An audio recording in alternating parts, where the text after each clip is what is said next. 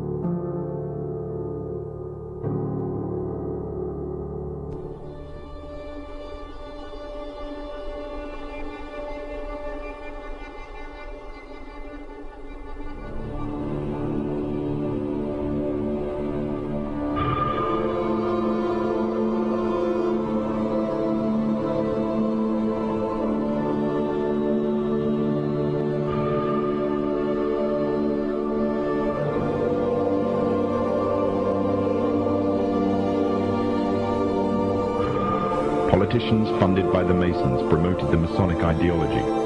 The secret lodges of the Masons were open to members of the French army.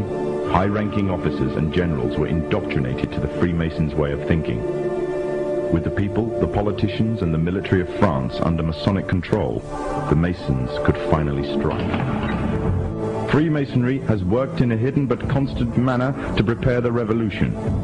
We are then in complete agreement that Freemasonry was the only author of the revolution, and the applause which I receive from the left, and to which I am little accustomed, proves, gentlemen, that you acknowledge with me that it was Masonry which made the French Revolution.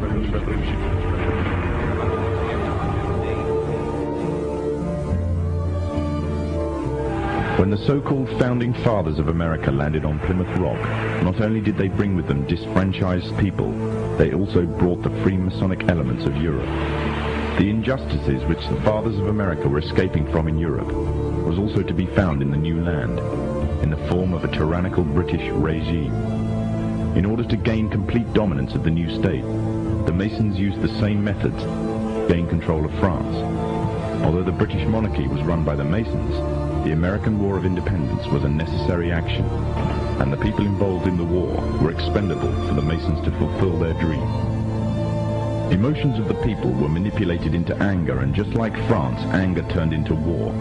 This time, however, previous mistakes would not be repeated.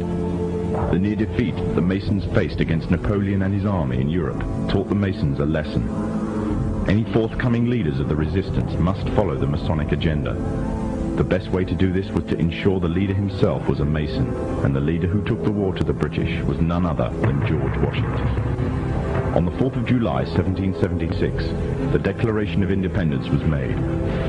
On the 17th of October 1781, the British were finally defeated and surrendered the colonies to the Americans, and the world's first Masonic state was born, a nation that would represent Masonry in every way. A sign of the Masonic presence in America is plainly visible on the dollar bill, which carries a picture of George Washington, the first Freemasonic president in the world, and a picture of the Freemasonic symbol of the so-called all-seeing one eye.